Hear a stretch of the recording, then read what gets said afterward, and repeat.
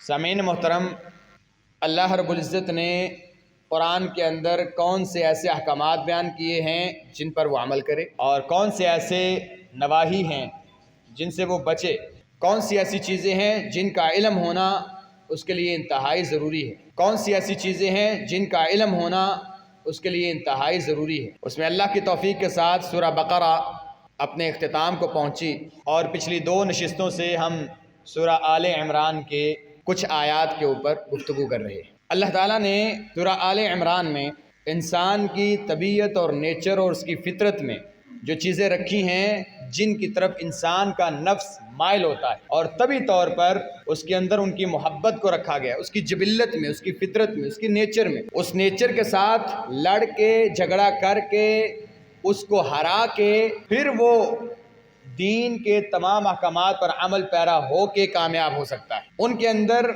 چند چیزیں تھیں جن میں مال تھا، عورتیں ہیں اور خزانے ہیں، سواریاں ہیں، اس طرح کی دیگر چیزوں کا ذکر کیا گیا۔ اللہ تعالیٰ یوں فرماتے ہیں زُيِّنَ لِلنَّاسِ حُبُّ الشَّهَوَاتِ مِنَ النِّسَاءِ وَالْبَنِينَ وَالْقَنَاطِيرِ الْمُقَنطَرَةِ مِنَ الذَّهَبِ وَالْفِضَّةِ، ایسے کر کے چند چیزوں کو اللہ تعالیٰ گنواتے ہیں۔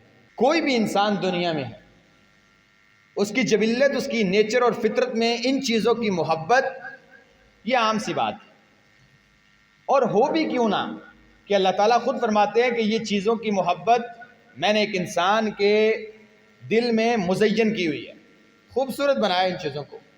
ان ساری چیزوں کو اللہ تعالیٰ ذکر کرنے کے بعد ساتھ فرماتے ہیں یہ سارے کے سارے معاملات، یہ دنیا کی زندگی، اس کی چکوچوند اور اس کے اندر رہنے کے یہ جو وسائل اور آسائشیں اور آرام اور یہ فراوانیاں، یہ سارے معاملات متاع ہیں، سامان ہیں۔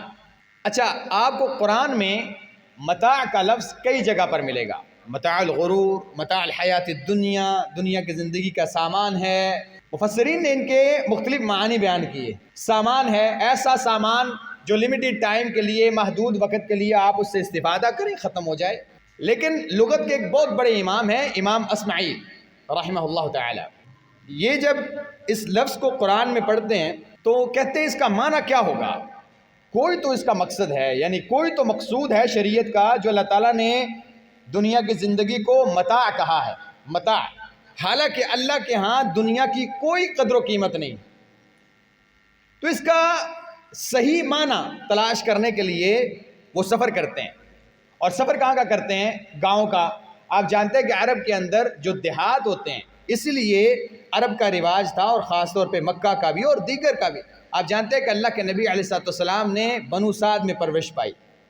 یہ جو دائیوں والا کانسیپٹ تھا، اس کے اندر ایک مین اور بنیادی عنصر یہ ہوا کرتا تھا کہ عربی زبان اپنے حال کے اوپر اور اصل لغت جو ہے اس کو یہ بچہ جان پائے اور سیکھ پائے، کیونکہ جن جگہوں پر لوگوں کا باہر سے آنا جانا ہوتا ہے وہاں پہ لغت اور زبان کے اوپر وہ باہر سے آنے والے لوگ اثر انداز ہو جاتے ہیں، لہجہ بدل جاتا ہے، معنی مختلف ہو جاتے ہیں، جملوں میں تبدیلی آ جاتی ہے۔ تو مکہ کے اندر چونکہ تجارتی معاملات تھے، لہٰذا عورتیں جو اپنے بچوں کی لغت کے اعتبار سے، جہاں باقی اور بھی فائد تھے، لیکن ایک زبان کے اعتبار سے، عربی زبان کے اعتبار سے جو اہتمام کرنا چاہتی تو وہ گاؤں کی طرف بھیج دیتے، کیونکہ وہاں پہ لوگوں کا میل جول کم ہوتا اور وہ لوگ اصل عربی زبان کو جانتے ہوتے۔ یہ امام اصمعی رحمہ اللہ تعالی گاؤں کی طرف سفر کرتے ہیں، ایک گاؤں، دوسرا گاؤں، تیسرا گاؤں، کہ یہ متاع کا کیا معنی ہے، کوئی مطمئن کرنے والا جواب نہیں ملا۔ اب یہ گاؤں سے گزر رہے ہیں، اور ایک عورت اپنی بیٹی سے کہتی ہے، اے میری بیٹی، ہاتی المتاع، مجھے متاع دینا۔ رک گئے، کہا میں دیکھوں تو صحیح یہ متاع کس کو کہتے ہیں، یہ گاؤں والے لوگ متاع کس کو کہتے ہیں جو قرآن میں لفظ متاع استعمال ہوا ہے؟ تو وہ بچی اس اپنی والدہ کو وہ کپڑا لا کے دیتی ہے جو عورت ایام مخصوصہ میں استعمال کرتی ہے، اور ایام مخصوصہ ختم ہونے کے بعد اسے پھینک دیتی ہے، اسے وہ لوگ کہتے ہیں متاع۔ یعنی آپ اندازہ کریں، متاع ایسا کپڑا جسے استعمال کرنے کے بعد دوبارہ استعمال کرتے ہوئے بھی کراہت محسوس کرے ایک انسان، اسے متاع کہتے ہیں۔ تو یہ دنیا اور اس کی چکو چوند یہ ساری متاع ہے، اس کی کوئی قدر و قیمت نہیں ہے۔ کراہت والی چیز ہے۔ بہرحال اللہ تعالیٰ فرماتے ہیں ہم نے پھر بھی مزین کی یہ ساری چیزیں۔ ان ساری چیزوں کو اللہ تعالیٰ بیان فرمانے کے بعد اللہ تعالیٰ فرماتے ہیں کہ اے نبی صلی اللہ علیہ وسلم یہ چیز تو آپ کو بیان کر دی گئی، آپ نے امت کو بھی بیان کر دی۔ ایک عام مسلمان کو پتہ چل گیا کہ کون سی چیزیں فتنہ ہوتی ہیں، کون کون سی چیزیں ایک انسان کے لیے مزین کی گئی ہیں، انسان نے ان کو کس دائرہ میں رہ کے استعمال کرنا ہے، کس قدر اس سے بچنا ہے، کتنی اس کی حب ہونی چاہیے، کتنی نہیں ہونی چاہیے، یہ جاننا۔ لیکن اے نبی صلی اللہ علیہ وسلم ان سے فرمائیے اُنَبِّئُكُم بِخَيْرٍ مِّن ذَلِكُم، یہ ساری چیزیں یہ دنیا کی ضرورت ہے، اور ایک انسان ساری کی ساری زندگی بعض دفعہ اسی کے پیچھے لگا دیتا ہے۔ خزانہ، مال، دولت، اچھی رہائش، بیوی، عورتیں، بیٹے، قوت، عزت، شہرت، مقام، مرتبہ، ان ساری چیزوں کے اندر ساری زندگی گزار دیتا ہے۔ اے نبی صلی اللہ علیہ وسلم ان سے فرمائیے کہ ان ساری چیزوں سے بہترین چیز بتاؤں کیا ہے، جو ان سب سے بہتر ہے، سب سے اچھی ہے، اور وہ ہر مسلمان کو پتہ ہونی چاہیے۔ ہاں جی، وہ کیا ہے؟ اللہ فرماتے ہیں لِلَّذِينَ اتَّقَوْا، لیکن وہ ہر ایک کے لیے نہیں ہے، وہ ان لوگوں کے لیے ہیں جو متقی ہیں، تقوی اختیار کرتے ہیں۔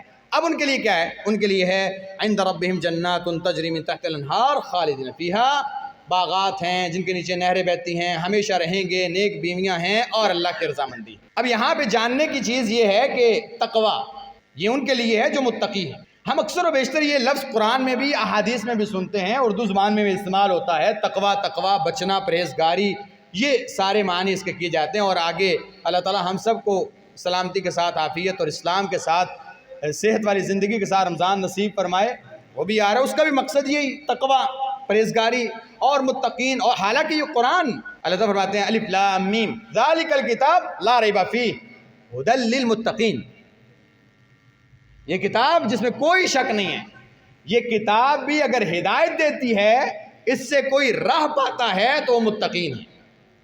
تو تقوی کا بڑا گہرا تعلق ہے ایک انسان کے ساتھ، تو لازمی ہے کہ انسان جانے کہ تقوی کیا ہوتا ہے۔ تقوی کی جو علماء نے تعریفات بیان کی ہیں، اگر آسان اور عام فہم الفاظ میں سمجھیں، جو پہلی بات تو یہ ہے ان اقسام سے پہلے کہ تقوی بیسیکلی ہے کیا؟ یہ ایک احساس ہے ایک انسان کے اندر۔ آپ اسلام کا اگر مطالعہ کریں نا تو اللہ تعالیٰ نے قرآن کے شروع میں ہی مومن اور متقین کی جو صفات بیان کی ہیں نا، تو مومن کے ایمان کا دار و مدار 80% غیب پر ہے، 80% غیب پر ہے۔ الذین یؤمنون بالغیب، بھائی بغیر دیکھے کئی معاملات ہیں، بغیر دیکھے سب سے پہلا تم نے اللہ کو مانا، دیکھا نہیں۔ یہ جو غیب کے معاملات ہوتے ہیں نا، بن دیکھے اس پر چلنا تو مشکل ہوتا ہے، لیکن ایک انسان کو جب لذت اور سرور آنا شروع ہوتا ہے نا حضرت صاحب، وہ پھر اتنا پختہ ہو جایا کرتا ہے کہ پھر چاہے مکے کے مشرکین کوڑے پر ساتے رہیں، سینے پر پتھر رکھتے رہیں، چاہے انسانی چربی کے ساتھ ان کے کوئلے ٹھنڈے ہوتے رہیں، پھر وہ اس لذت کو چھوڑتا نہیں۔ لیکن مسئلہ یہ کہ ایک انسان کے اندر وہ لذت ہو تب اس کا مزہ آتا ہے۔ آپ دیکھتے نہیں ہیں اس غیب کی وجہ سے، اسی لیے تو اللہ کے نبی علیہ السلام نے ارشاد فرمایا، اللہ تعالیٰ فرماتے ہیں میں نے اپنے بندوں کے لیے وہ تیار کر رکھا ہے ما لا عین رأت ولا اذن سمعت ولا خطر علی قلب بشر، دیکھا نہیں انہوں نے مجھے، لیکن بن دیکھے میں نے ان کے لیے وہ کچھ تیار کر کے رکھا ہے جو کسی آنکھ نے کبھی دیکھا نہیں، کسی کان نے کبھی سنا نہیں، کسی کے خیال اور وہم و گمان میں بھی نہیں گزرا۔ سوچ ہے آپ، سوچ کے کہاں تک سوچیں گے؟ آپ کے ذہن میں کتنی خوبصورتی آ سکتی ہے؟ کم ہے، وہ آپ کی سوچ سے باہر ہے جو اللہ نے تیار کیا۔ وجہ غیب، آپ نے بن دیکھے، آپ نے دیکھا نہیں ہے۔ اللہ کے نبی علیہ السلام کے ساتھ صحابہ فرماتے ہیں ہم نے کھانا کھایا، اور تو اللہ کے نبی علیہ السلام کے ساتھ ابو عبیدہ بن جراح بھی تھے رضی اللہ تعالیٰ عنہ۔ تو ابو عبیدہ بن جراح رضی اللہ تعالیٰ نے عجیب سا سوال کیا، کہتے ہیں یا رسول اللہ صلی اللہ علیہ وسلم هل احد منا خیر منا، دین اور اسلام آ جانے کے بعد ہم میں سے کوئی ایسا کائنات میں شخص آئے گا، کوئی ایسی قوم بھی آئے گی جو ہم سے بہتر ہوگی قیامت تک۔ 7 وجوہات بھی بیان کی، فرمایا اسلمنا وجاہدنا معک، ہم آپ پر ایمان لائے، آپ کے ساتھ مل کر جہاد کیا، اب ہم سے بھی بہتر کوئی کائنات میں بندہ آئے گا؟ قال نعم، اللہ کے نبی علیہ السلام فرمایا ہاں۔ اللہ اکبر، یا رسول اللہ کون؟ اللہ کے نبی علیہ السلام فرمایا قوم یکونون من بعدکم، ہاں ایک قوم آئے گی جو تمہارے بعد آئے گی، تم سے بہتر ہوگی، تم سے افضل ہوگی۔ یا رسول اللہ کون ہے؟ اللہ کے نبی فرمایا یؤمنون بی ولم یرونی، مجھ پر ایمان تو لائیں گے، مجھے دیکھا نہیں ہوگا۔ غیب پر ایمان لانے کے پھر معاملات بھی اسی طرح کے۔ ایک اور حدیث ہے، حالانکہ اس کے اندر بعض محدثین کہتے ہیں کلام ہے، کمزور روایت ہے، اور بعض اس کو ٹھیک بھی کہتے ہیں۔ اللہ کے نبی علیہ السلام نے فرمایا کائنات میں جتنی بھی مخلوق ہے سب سے بہترین ایمان کس کا ہے؟ اعلیٰ ایمان کے مالک کون ہے؟ صحابہ نے کہا یا رسول اللہ فرشتے۔ کہا فرشتے ہوں گے ہی، اللہ نے ان کو بنائے، یا نہ خواہش ہے نہ معاملات ہیں، تو ان کا ایمان مضبوط ہی ہوگا، اس میں ایسی بڑی بات کیا ہے؟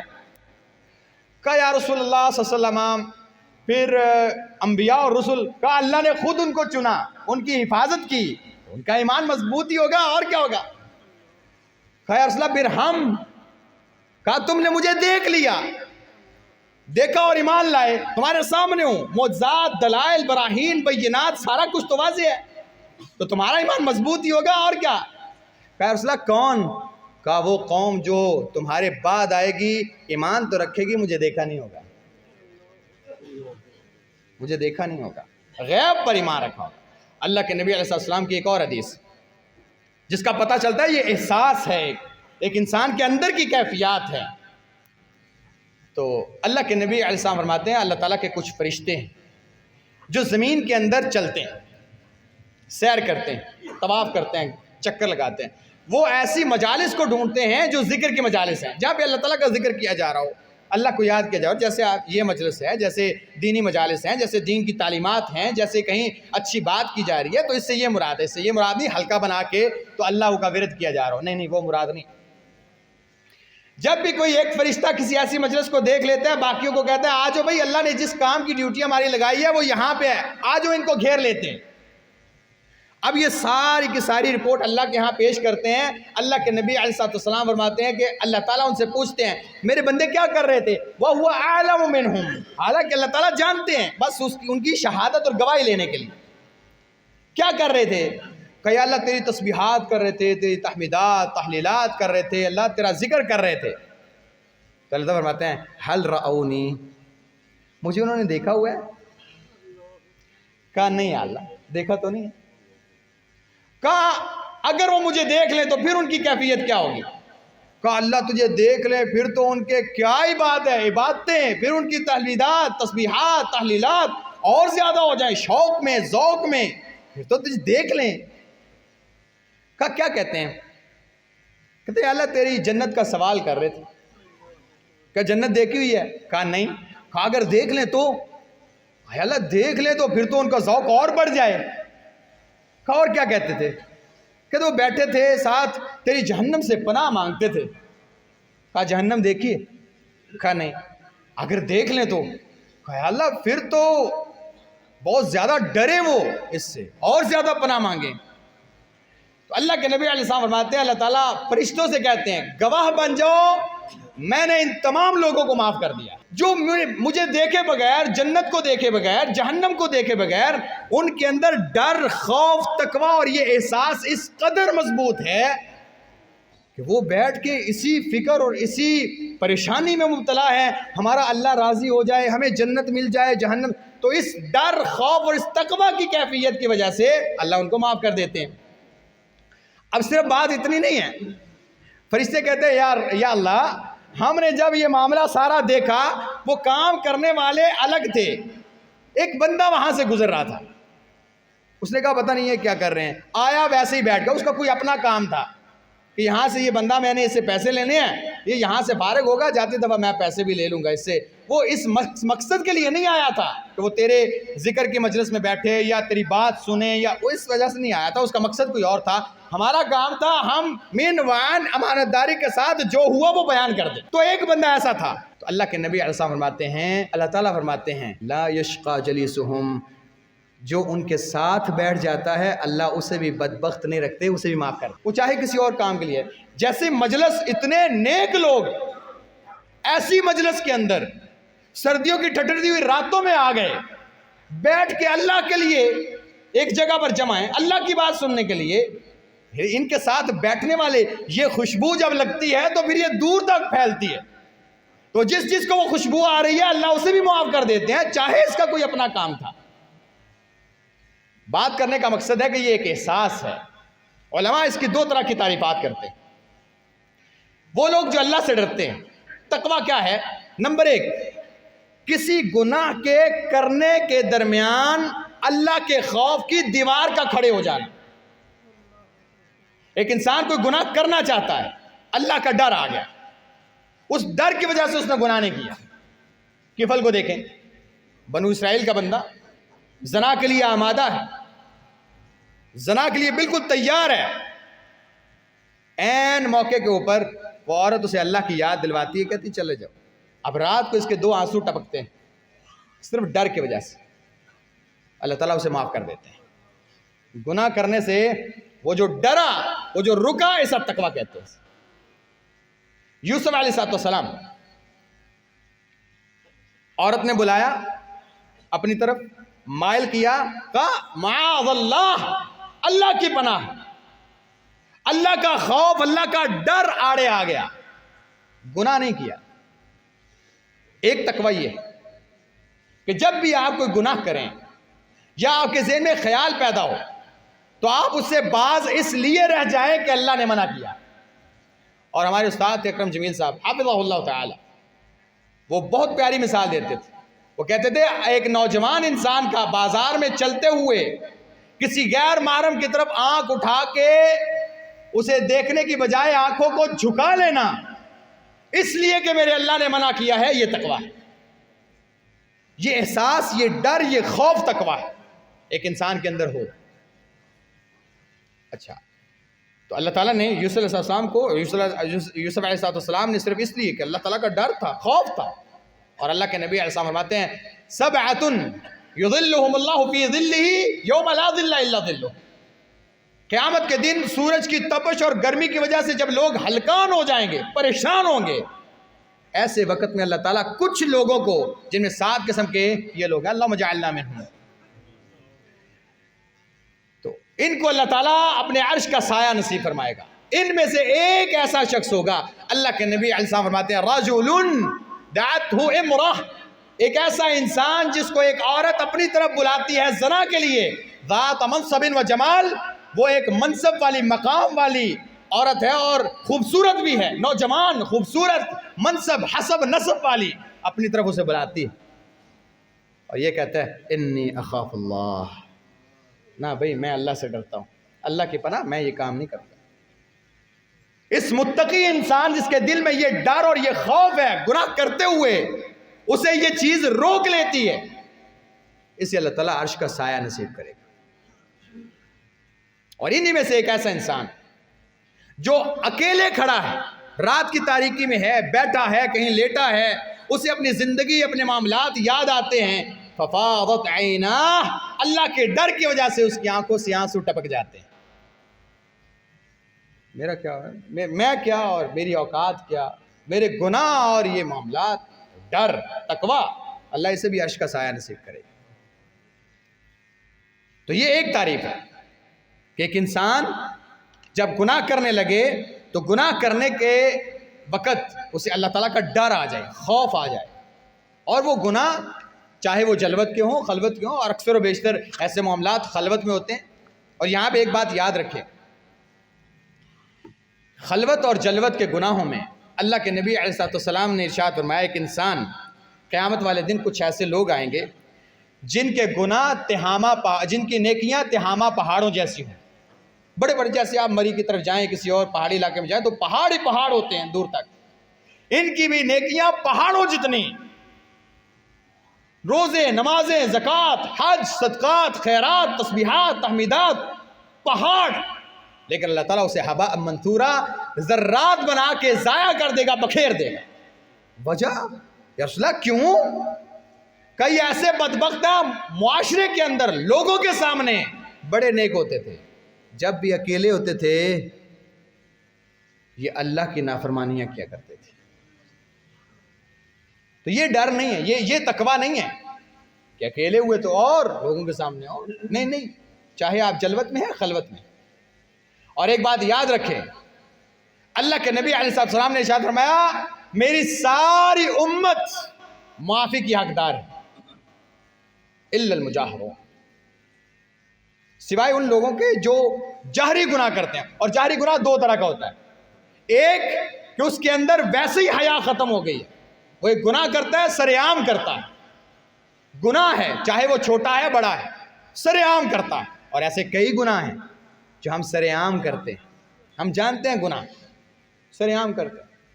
ہمارے معاشرے میں شلوار ٹخنوں سے نیچے لٹکانا ہمارے ہاں گناہ ہی نہیں سمجھا جاتا، اور اللہ کے نبی علیہ السلام نے ارشاد فرمایا تھا لا ينظر اللہ الی من جر ثوبہ خیلا، اللہ ایسے انسان کی طرف دیکھتے ہی نہیں ہیں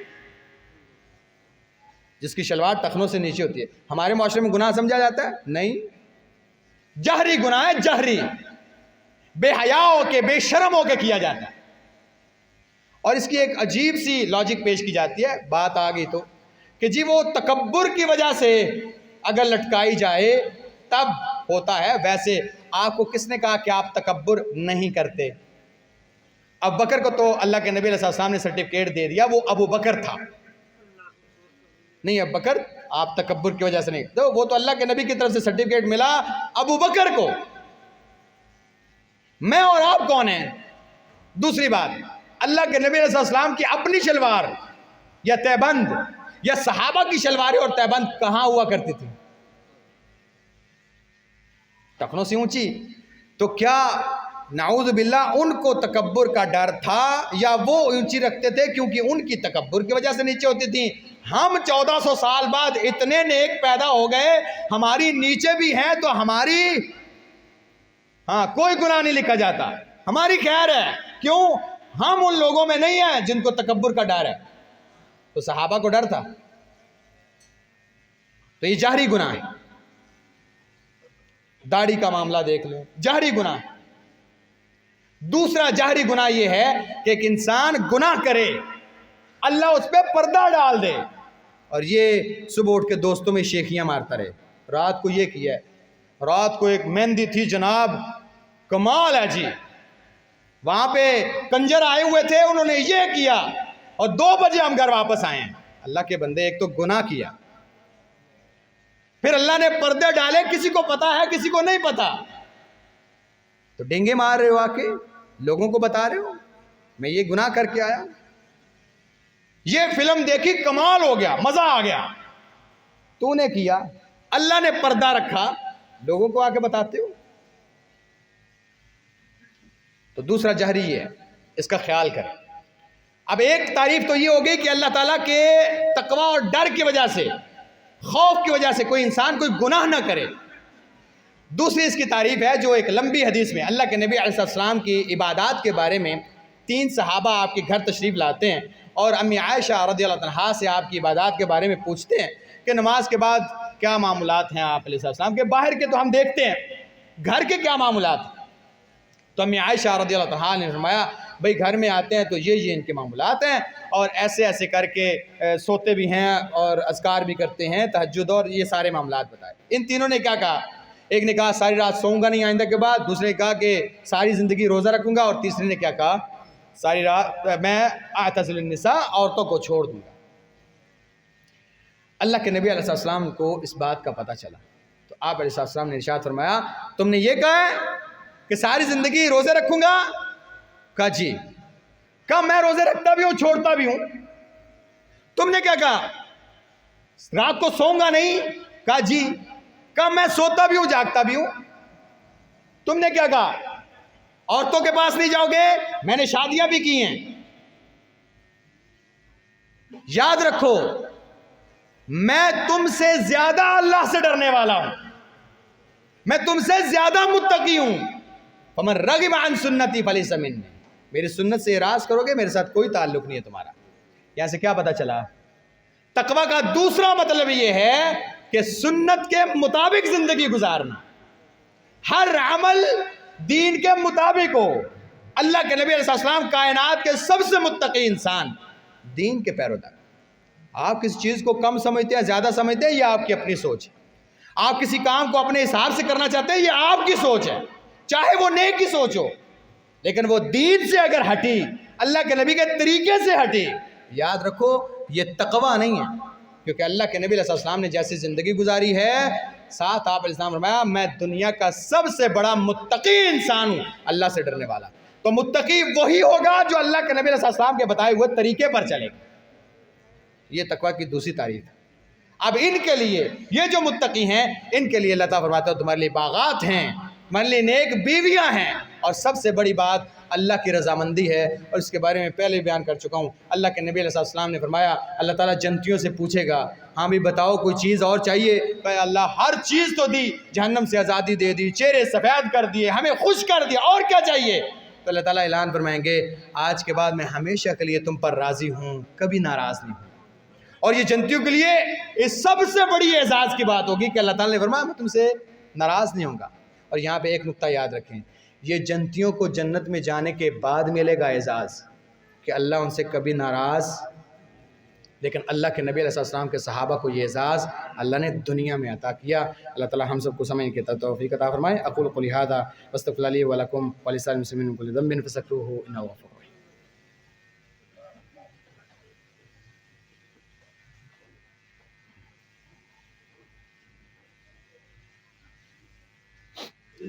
ان الحمد للہ نحمده ونصلی علی رسوله الکریم، اما بعد فاعوذ باللہ من الشیطان الرجیم، بسم اللہ الرحمن الرحیم، وذکر فإن الذکریٰ تنفع المؤمنین، سبحان ربک رب العزة عما یصفون، وسلام علی المرسلین والحمد للہ رب العالمین۔ خلاصۃ الکلام یہ ہے کہ اللہ تعالیٰ نے نیچے جو متقین لوگوں کے انعامات کا ذکر کیا ہے، اور اس کی جو دوسری تعریف ہے کہ ہر کام اللہ کے نبی علیہ السلام کی سنت آپ کے اسوہ کے مطابق کیا جائے۔ اگر آپ اس کو اوپر لے کے آئیں تو اوپر مال، بیٹے یعنی اولاد، بیویاں اور جتنی بھی چیزوں کو بیان کیا گیا ہے، اگر آپ اسے سنت کے مطابق دین کے دائرے کے اندر رہ کے اور اللہ کے نبی علیہ السلام کے اسوہ کے مطابق استعمال کریں تب آپ متقی ہیں، پھر وہ آپ کے لیے پریشان کن نہیں ہے۔ لیکن اگر آپ اس دائرے کار سے نکل گئے نا تو یہ صرف فتنہ ہے اور آپ کو یہ لے ڈوبے گا۔ اللہ تعالیٰ ہم سب کو اپنی حفظ و امان میں رکھے۔ کچھ احباب نے مجھے دعاؤں کے لیے کہا ہے، ہمارے ایک قاری صاحب نے، قاری عبید الرحمن صاحب نے مجھے عبد الوحید صاحب کا غالباً کہا، ان کے دماغ کی سرجری ہے، انہوں نے کہا جی میرے لیے دعا کریں، اور واقعی دماغ کے معاملات جو ہیں وہ اسی طرح کے ہوتے ہیں۔ تو یہ اللہ تعالیٰ کی تخلیق ہے جی، اللہ تعالیٰ بس صحت اور سلامتی والی زندگی دے، تو کسی بھی آزمائش سے وہ ہمیں بچا کے رکھے۔ تو اللہ تعالیٰ ان کو بھی صحت دے۔ ہمارے پراچا صاحب ہیں، انہوں نے خصوصی دعا کے لیے کہا ہے، ایک اور بھائی ہیں انہوں نے بھی دعا کے لیے کہا تھا۔